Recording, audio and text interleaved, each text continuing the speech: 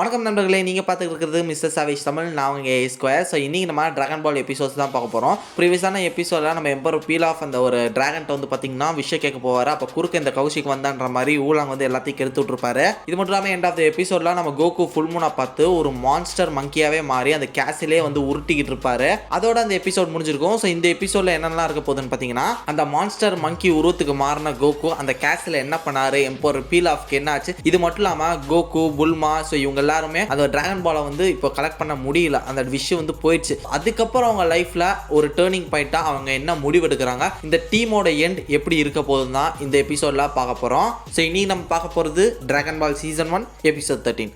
ஆரம்பிக்கலாமா?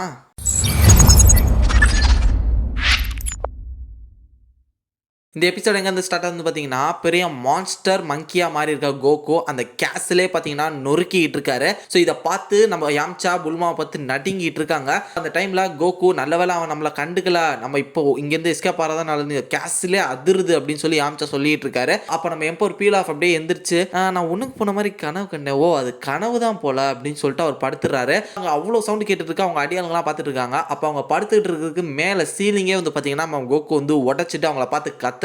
இதை பார்த்து அந்த ரெண்டு அடியாளங்களும் கதறாங்க. அங்க நம்ம எம்பர் பீல் ஆஃப் என்ன பண்றாரு பார்த்தா, அவர் வந்து தூங்கிட்டு கனவுல புலம்பிக்கிட்டு இருக்காரு. இவங்களுக்கு ஒண்ணுமே புரியல. அவங்க அடியாளுங்க பாஸ் எந்திரிங்க பாஸ் எந்திரிங்க அப்படின்னு சொல்லி கத்திட்டு இருக்கா. அவர் பொறுமையா எந்திரிக்கிறாரு. யாரோ அவங்கள பாக்குறதுக்கு முக்கியமான ஆள் வந்திருக்காரு பாருங்க அப்படின்னு சொல்லிட்டு அவனால ஆள் சொல்ல அவர் பாக்குறாரு. பார்த்து கத்துறாரு, டே ஒன்னடியே அவனை ஏதாவது பண்ணுங்கடா, அவனை அடிங்கடா அப்படின்னும் போது அவங்க கையில இருக்கக்கூடிய செருப்பு தொலைப்போ இது எல்லாத்தையுமே தூக்கி போட்டு அடிக்கிறாங்க. அவர் ஒண்ணுமே பண்ண முடியல. டே லூசுங்களா என்னடா பண்றீங்க அப்படின்னு அவர் டம்முன்னு தரையில் அடிக்கிறாரு. இவங்க தெரிச்சு ஓடுறாங்க. இங்க மறுபக்கம் பாத்தீங்கன்னா யாம்சா புல்மா ஸோ இவங்க எல்லாருமே எப்படியாவது இந்த கேசல்ல இருந்து தப்பிச்சிடலாம்னு சொல்லி யாம்சா செவரேறி குதிக்கிறாரு. நம்ம புல்மா வந்து என்னால் முடியல எனக்கு கை கூட அப்படின்னு சொல்லும்போது நம்ம யாம்சா ஒரு மாதிரி தயங்கி நிற்கிறாரு. அப்போ நம்ம ஊலாம் ஒரே ஒரு முட்டு பெட்டெக்ஸ்ல அவங்க அப்படியே கீழே வந்து விழுந்துடுறாங்க.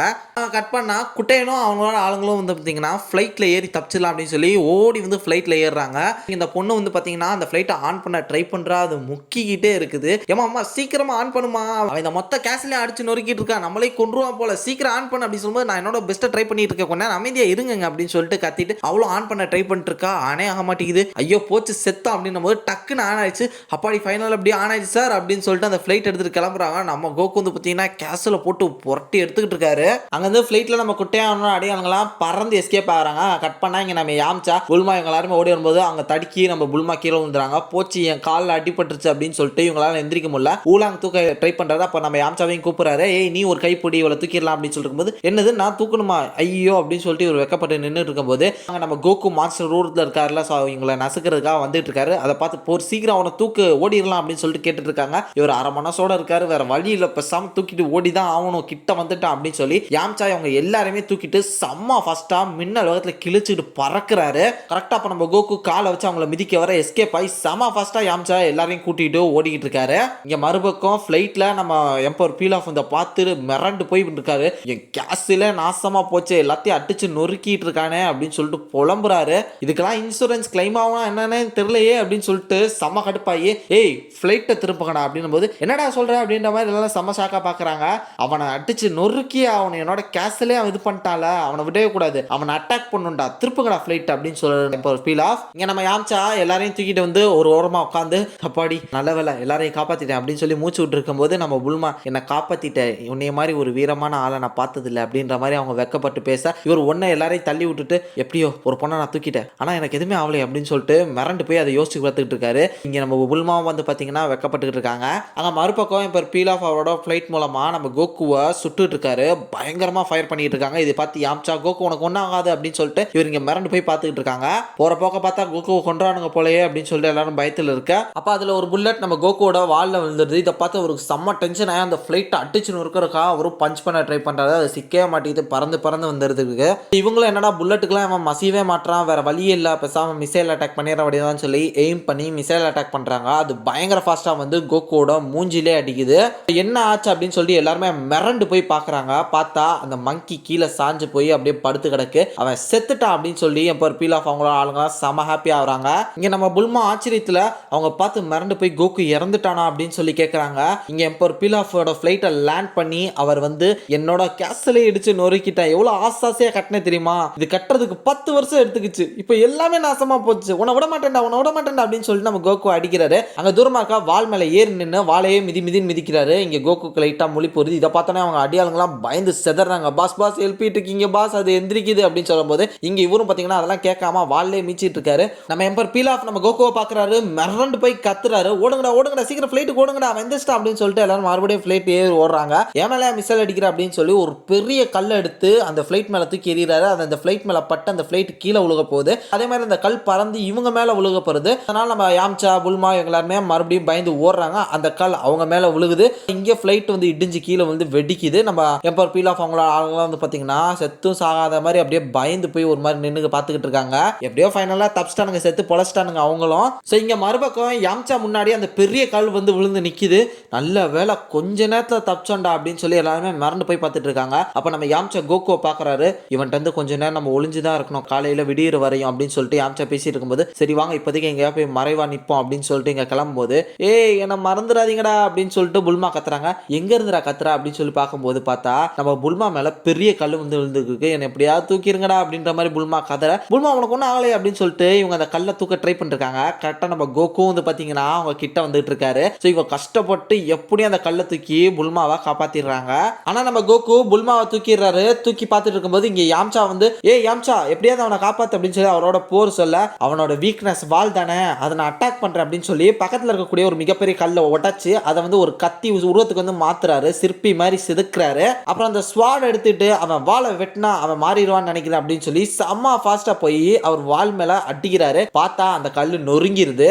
இருந்தாலும் நம்ம யாம்சா விடாம வாழை பிடிச்சி கெட்டியா பிடிச்சிட்டு இருக்காரு. இதை பார்த்து கோகு செம்ம டென்ஷன் ஆகி வாழை நல்லா ஆட்டாரு. நம்ம புல்மாக்கு தலையே சுத்துது. அப்ப நம்ம கோகு டயர்டாக ஆரம்பிக்கிறாரு. உடனடியே நம்ம யாம்சா போட்டு சொல்றாரு, நீ ஒன்னே ஒரு ஜெயின் சிசரா மாறு, அவனோட வாழை வெட்டு அப்படின்னு சொல்ல நம்ம போறோம் வந்து பாத்தீங்கன்னா ஒரு கத்திரிக்கோள் மாறி அந்த வாழை வெட்டிடுறாரு. ஸோ அந்த வாழை வெட்டினதுக்கு அப்புறம் மறுபடியும் நம்ம கோகுக்கு வந்து ஒரு மாதிரி ஒரு சிக்னல் அடிக்குது அவர் உடம்புல. அதுக்கப்புறம் பாத்தீங்கன்னா அவரோட உருவம் வந்து அப்படியே கொஞ்சம் கொஞ்சமா மாறி அவர் வந்து மறுபடியும் குட்டி பையன் கோகுவாவே மாறிடுறாரு. அங்க கட் பண்ண இப்போ பீலாஃப் வந்து ஐயோ என்னோட இவ்வளவு அழகான கோட்டையை இடிச்சு நொறுக்கிட்டானே, அவனை விடவே மாட்டேன் ஐயோ அப்படின்னு சொல்லிட்டு பயங்கரமா கத்தி அழுதுகிட்டு இருக்காரு. என்னோட கோட்டையை அடிச்சு நொறுக்கிட்டானே, அவனை விடவே மாட்டேன் அப்படின்னு சொல்லிட்டு செம்ம கோவமா கத்திட்டு இருக்கும்போது பாத்தீங்கன்னா அங்க ஓரமா 2 கன் இருக்கு. அதை பார்த்தோன்னா அந்த 2 கன்னையும் எடுத்து எங்க தாத்தா பீலாஃப் என்ன சொல்லியிருக்காருன்னா, நீ எதாவது இழந்துட்டனா அழுகாத, நீ உடனடியா அதுக்கு பழி வாங்கு, அதுக்கப்புறம் ஆட்டோமேட்டிக்கா அழுகைகள் கதறல்கள் ஆரம்பிக்கும் அப்படின்னு சொல்லும்போது அடடா என்ன மனுஷன், அவர் எங்களுக்கு ஒரு இன்ஸ்பிரேஷனா இருப்பார்ப்பா அப்படின்னு சொல்லும்போது இந்தாங்க 2 பேரும் இந்த கன்னை பிடிங்க நம்ம ஆரம்பிக்கலாமா அப்படின்னு சொல்லும்போது விடவே மாட்டோம் பாஸ் அப்படின்னு சொல்லிட்டு அவங்க 2 பேரும் முந்திக்கிட்டு போறானுங்க. பார்த்தா இங்க பீல் ஆஃப் பேக் சைடு பிச்சுக்கிட்டு ஓடுறாரு. பாஸ் என்ன பாஸ் ஓடுறீங்க, நான் உங்களை தான்டா போக சொன்னேன், நான் பண்றேன்லே அப்படின்னு சொல்லிட்டு அவர் ரிவீட் அடிக்க ஆஹா இவனை நம்ம பிச்சை தான் எடுக்கலாம் அப்படின்னு சொல்லிட்டு மறுபடியும் அவங்க 2 பேருமே ஓடிடுறானுங்க. ஸோ அங்க இருந்து கட் பண்ணா அடுத்த நாள் விடிஞ்சிருச்சு. இங்க நம்ம கோகு செம டயர்டா படுத்துட்டு இருக்காரு. ஏன்னா மாஸ்டர் உருவத்துக்கு மாதிரி நிறைய விஷயங்கள் செஞ்சுட்டாரு நேற்று நைட்டு.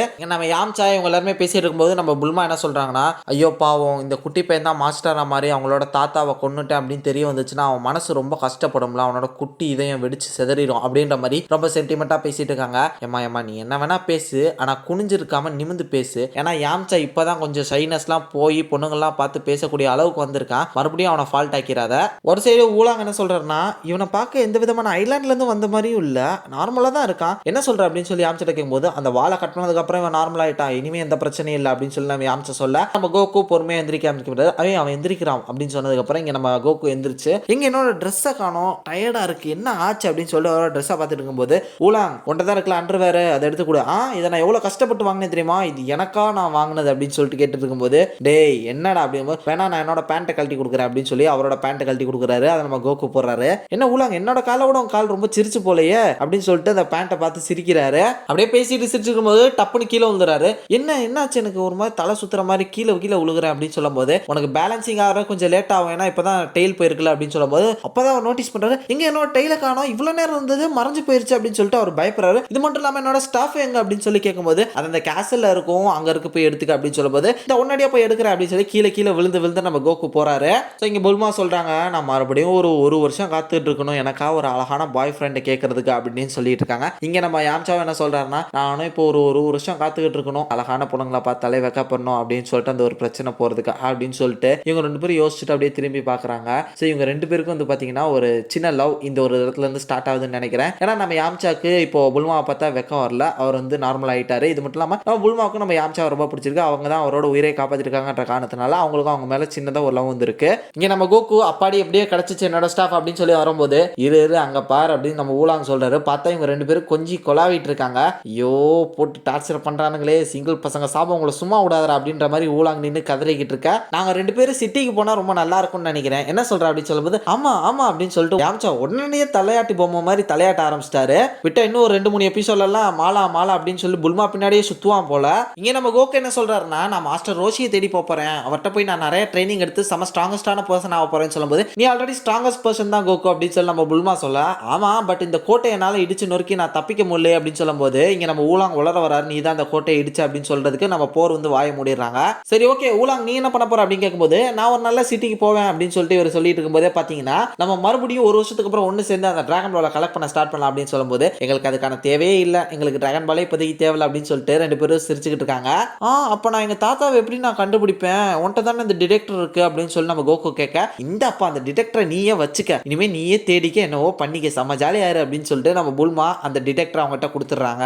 ஸோ இங்க இருந்து இவங்க 2 பேருக்கும் தனித்தனியான ஒரு பாதை மூலமா புதிய பயணம் ஒன்று ஸ்டார்ட் ஆக போகுது. இங்க நம்ம யாம்சா அவரோட டைனோ கேப்சூலை தூக்கி போட்டு ஒரு ஃபிளைட்டை கொண்டு வராரு. அதுல நம்ம புல்மா யாம்சா ஊலாங் போர் அவங்க எல்லாருமே ஏறுறாங்க. அதுக்கு முன்னாடி கோகுவை சென்ட் ஆஃப் பண்றதுக்கா நீ மாஸ்டர் ரோஷிட்ட போய் நல்லா ட்ரைனிங் எடுத்து செம ஸ்ட்ராங்கஸ்டான பர்சனா மாறி வரணும் கோகு அப்படின்னு சொல்லி யாம்சா வந்து நம்ம கோகு கை கொடுக்குறாரு. நம்ம கோகு வந்து பாத்தீங்கன்னா ஃபிளைங் நிம்பஸை கூப்பிட்டு அது மேல ஏறுறாங்க, இவங்க இது மேல ஏறுறாங்க. அவங்க செம ஃபாஸ்டா ஃபிளை பண்ணி டாடா காமிச்சிட்டு 2 பேரும் வெவ்வேறு பாதையில பிரிஞ்சு போறாங்க. ஸோ இதோட வந்து பாத்தீங்கன்னா இந்த டிராகன் பால் 13th எபிசோட் முடிஞ்சிருக்கும். அப்கமிங் எபிசோட்ஸ்ல இவங்க என்ன ஆக போறாங்க, கோகு மறுபடியும் மாஸ்டர் ரோஷியை மீட் பண்ண போறாரு, ட்ரைனிங் பண்ணி செம ஸ்ட்ராங்கஸ்டான பர்சனா மாறுறாரா, அதுக்கப்புறம் அவங்க எப்படி டிராகன் பால்ஸை கலெக்ட் பண்ண போறாங்க. இன்னும் இந்த எபிசோட்ஸ் முடிய வரல, இன்னும் நிறைய எபிசோட்ஸ் இருக்கு. ஸோ தொடர்ந்து அவங்களோட அட்வென்ச்சர் என்னன்றதை பார்க்கலாம். அடுத்து எபிசோட் 14ல நாளைக்கு வந்து உங்களை மீட் பண்றேன். அது வரையும் tata bye bye, take care from A Square.